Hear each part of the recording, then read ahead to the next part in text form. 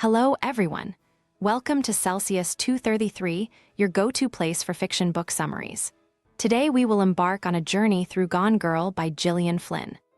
Gone Girl by Gillian Flynn, published in 2012, is a psychological thriller that intricately explores a turbulent marriage through the lens of a gripping mystery. Centered around the disappearance of Amy Dunne and the media frenzy that ensues, the novel delves into themes of love, deception, and the facade of perfection. Plot summary. Nick Dunne wakes early on a bright summer morning in North Carthage, Missouri, to find his wife, Amy, missing. Their house tells a troubling story. The living room is in disarray, with signs of a struggle. Amy's disappearance coincides with their 5th wedding anniversary, a day traditionally marked by Amy's elaborate treasure hunts. This year, however, her absence casts a sinister shadow over the event. Nick is alarmed but composed as he contacts the police, drawing the attention of Detective Rhonda Boney and Officer James Gilpin, who begin their investigation. The marriage of Nick and Amy, once celebrated as a union of charm and brilliance, has eroded under the weight of unfulfilled expectations and financial strain.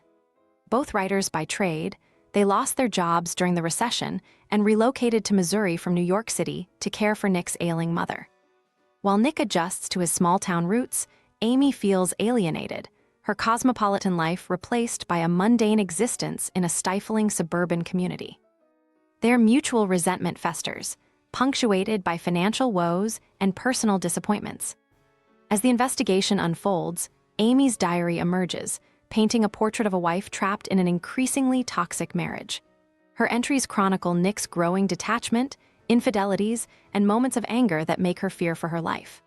The diary suggests a woman struggling to maintain her sense of self while navigating a partnership fraught with tension and mistrust. Simultaneously, Nick's behavior raises eyebrows. His nonchalant demeanor, awkward media appearances, and the revelation of an affair with a young student named Andy fuel public suspicion. Clues from Amy's treasure hunt lead Nick to intimate places and objects, each tied to a facet of their relationship.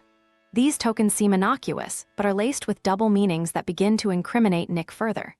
The investigation reveals financial troubles, a suspiciously large life insurance policy, and traces of Nick's DNA at the crime scene. Public opinion, driven by relentless media coverage, swiftly turns against him.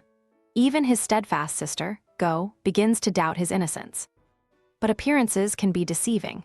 In a chilling twist, it is revealed that Amy is not the victim, but the orchestrator of an elaborate scheme to frame Nick for her murder. Feeling betrayed by Nick's infidelity, she meticulously crafts a plan, drawing from her perfectionist tendencies and love of psychological manipulation. She stages the crime scene, fakes her death, and fabricates evidence to ensure Nick's conviction. Her diary, far from being a genuine account, is a calculated piece of fiction designed to implicate him. Amy disappears into the heartland, adopting a new identity and living in a cheap motel. However, her carefully laid plans begin to unravel when she is robbed by a pair of fellow tenants. Desperate and broke, she turns to Daisy Collings, a wealthy ex-boyfriend whose obsession with her has never waned. Daisy whisks her away to his secluded lake house, eager to play the role of savior. Yet, Amy quickly realizes she has traded one trap for another, as Daisy's suffocating attentions mirror the control she sought to escape. Meanwhile, Nick, now aware of Amy's machinations, shifts his strategy. Through televised interviews and public statements, he appeals to her narcissism, portraying himself as the contrite, devoted husband she craves. His calculated performances are a gamble to draw her out, one that succeeds in ways he could not anticipate. At the lake house, Amy takes control once more. She manipulates Daisy into trusting her completely, then executes a grisly plan to return to Nick as the ultimate victor. She murders Daisy, fabricates a harrowing tale of abduction and abuse, and dramatically reappears, bloodied and triumphant, at her Missouri home. Her arrival stuns the public and Nick alike, rewriting the narrative in her favor. The media and law enforcement swallow her version of events with little resistance. Amy is hailed as a survivor, her cunning further cementing her image as a woman who can overcome any adversity. Nick, though cleared of suspicion, remains trapped. Amy reveals she is pregnant, using Nick's sperm from a fertility clinic to ensure their bond remains unbreakable. He realizes that leaving her now would mean abandoning his unborn child, a prospect he cannot bear. Their toxic dance resumes, with Nick and Amy bound together by lies, fear, and mutual dependency.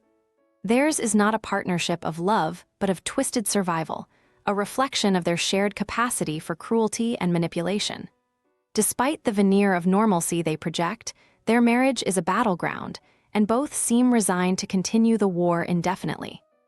That's it for today, but if you're looking for more great reads, dive into other books by Gillian Flynn. Details are in the description or on Celsius 233. Remember, while our summaries capture the essence, they can never replace the full experience of reading the book.